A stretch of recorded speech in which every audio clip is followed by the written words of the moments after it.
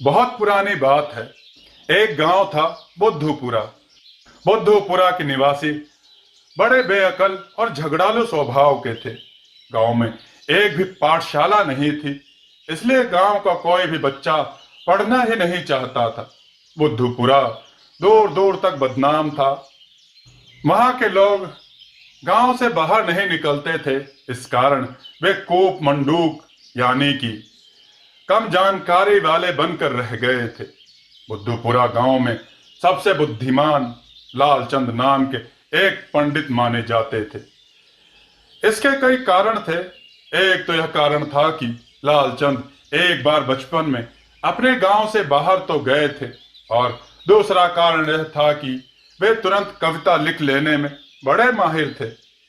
तीसरा कारण यह था कि वे पहेली पूछने के बड़े शौकीन थे। गांव वालों का यह मानना था कि पंडित लालचंद के पास हर पहेली का हल है। गांव की कोई भी समस्या होती, लोग सीधे लालचंद पंडित के पास जा पहुंचते। लालचंद समस्या को बिना बुद्धि लगाए जानने की कोशिश करते और हर बात का जवाब कविता में देते। उनको हर बात के पहले एक पंक्ति गाने की आदत थी। लाल बुझक्कड़ बूझ के और ना बूझो कोय।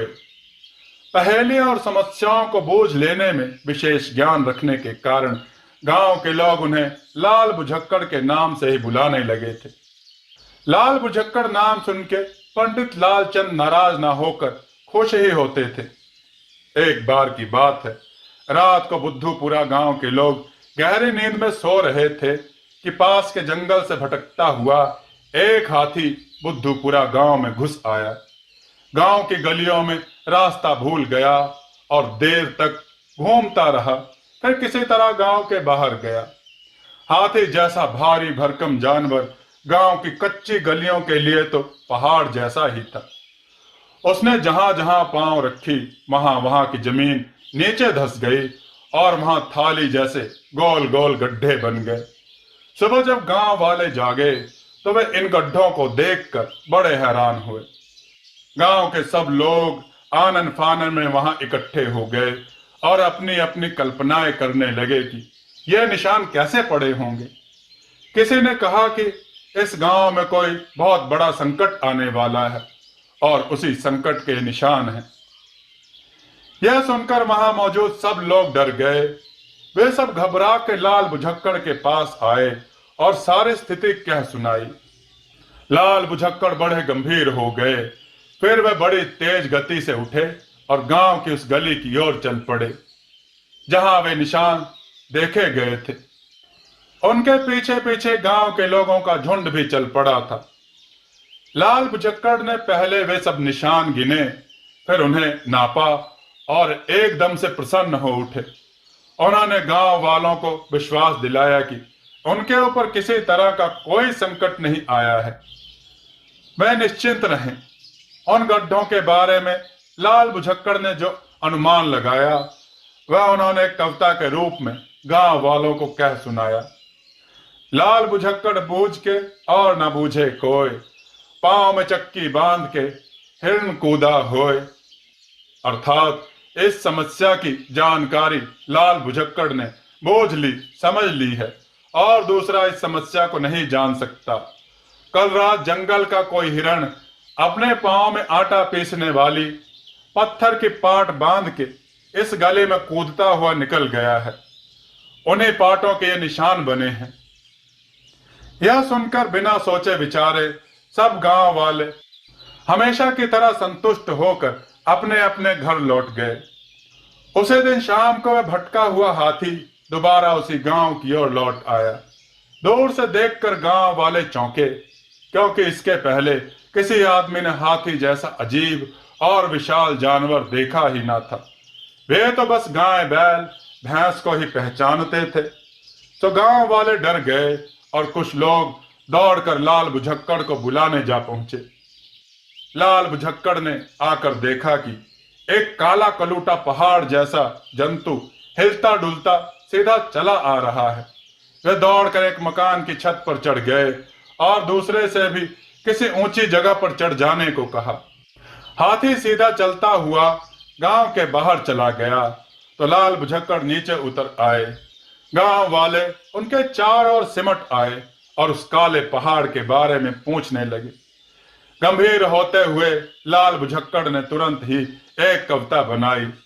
वह गांव वालों को सुनाने लगे। लाल बुझक्कड़ बूझ के और ना बूझे कोई, या तो रात इकट्ठी हो गई या फिर झांसी वाला हो। अर्थात इस समस्या को अब लाल बुझक्कड़ ने समझ लिया है और किसी से पूछने की जरूरत नहीं। यह जो काला काला पहाड़ सा है, यह तो अमावस्या की रात का काला अंधेरा एक जगह इकट्ठा होकर आ गया है, या फिर एक झांसे में देखा गया वह विचित्र जानवर है जो मैंने बचपन में देखा था। एक बार की बात है, बुद्धूपुरा के पटेल यानी ग्राम प्रधान के यहाँ कोई उत्सव था। पटेल के दालान में एक व्यक्ति बच्चों को शक्कर के मीठे बतासे बांट रहा था। दलान में खूब भीड़ थी। बांटने वाला बड़ा परेशान था। दलान के बीचों बीच एक मोटा खंभा गड़ा हुआ था।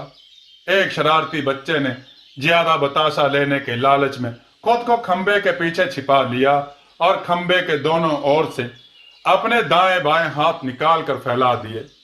बच्चों की भीड़ में बताशा बांटने वाला शरारत नहीं समझ पाया और उसने एक एक मुट्ठा बताशा उस शरारती बच्चे के दोनों हाथों में रख दिए। छोटी छोटी हथेलियां ज्यादा बतासे ना संभाल सकी। बतासे फैलने लगे तो बच्चे ने जल्दी से दोनों हाथ मिलाकर अंजलि बना ली।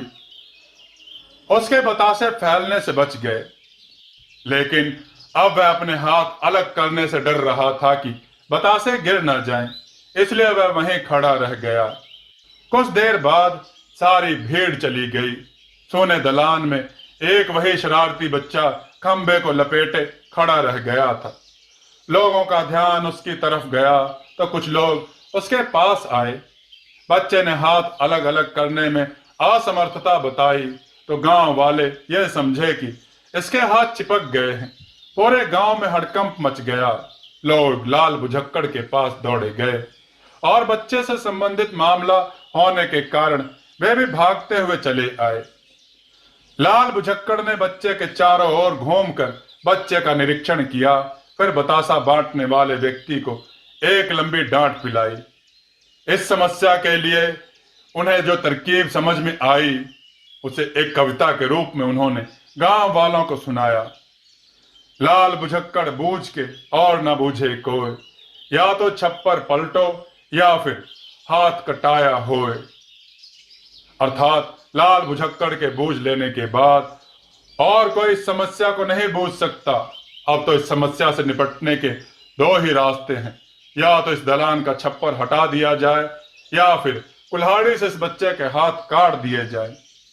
हाथ काटने की बात सुनकर बच्चे ने बतासे का लालच छोड़ दिया और झट से अपने दोनों हाथ अलग अलग कर लिए। बतासे बिखर गए और वह बच्चा खंबे से दूर छिटकते हुए छलांग लगाकर बाहर भागता चला गया। बच्चे को वहां से सकुशल जाता देखकर गांव वाले एक बार फिर लाल बुझक्कड़ का लोहा मान गए और उसकी तारीफ करने लगे।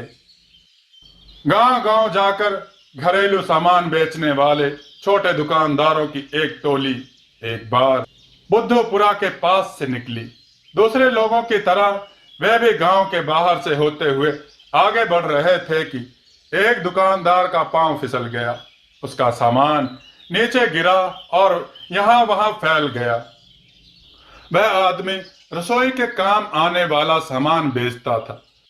उसने अपना सामान समेटा और जल्दबाजी में वहां से चल पड़ा। जल्दी के कारण उसे ध्यान नहीं रहा कि वहां एक और ढरक गई आटा छानने की छन्नी को भी उठा ले। छन्नी वहीं पड़ी रह गई। अगले दिन बुद्धूपुरा का चरवाहा वहां से निकला तो सूरज की रोशनी में चमकती हुई उस छन्नी को देखा। वह उसके पास चला गया। फिर उसने अपने हाथ में लिए लंबे बांस पर वह छन्नी टांगी और उसे लटकाए हुए ही गांव में आया। चौपाल पर उसने वह बांस गाड़ दिया और दूर खड़ा होकर छलनी देखने लगा। कुछ ही देर में गांव के तमाम लोग वहां आकर खड़े हो गए। किसी आदमी ने इसके पहले छलनी देखी नहीं थी, इस कारण वे समझ नहीं पा रहे थे कि चमकती हुई यह चीज, यह गोल गोल छेददार चीज क्या है? हर बार की तरह लाल भुजक्कड़ को बुलाया गया तो उसने पूरी गंभीरता से छलनी का निरीक्षण किया। फिर वह जमीन पर लेटकर छलनी को प्रणाम करने लगे। लोगों ने पूछा तो उन्होंने एक बार फिर उस छलनी को प्रणाम किया और तुरंत ही एक कविता बना ली। गांव वालों को वह कविता सुनाते हुए वे बोले, लाल भुजक्कड़ बूझ के और न बूझे कोई, घुन लगा है चांद में सो वो टपको होए। अर्थात लाल भुजक्कड़ के बूझ लेने के बाद कोई दूसरा यह बात नहीं बूझ सकता। पुराने चंद्रमा में घुन लग गया था, सो वह टपक कर गिर गया है। अब ईश्वर ने नया चंद्रमा आसमान में टांग दिया है। बुद्धपुरा के बुद्धुओं ने लाल भुजक्कड़ की बात सही मानकर छलनी को प्रणाम किया और बरसों तक उस छलनी को चंद्रमा समझ के पूजते रहे। कथा को लाइक करें, चैनल को सब्सक्राइब करें, वीडियो को अधिक से अधिक शेयर करें और कमेंट में जय श्री राम लिखें। जय श्री राम मित्रों।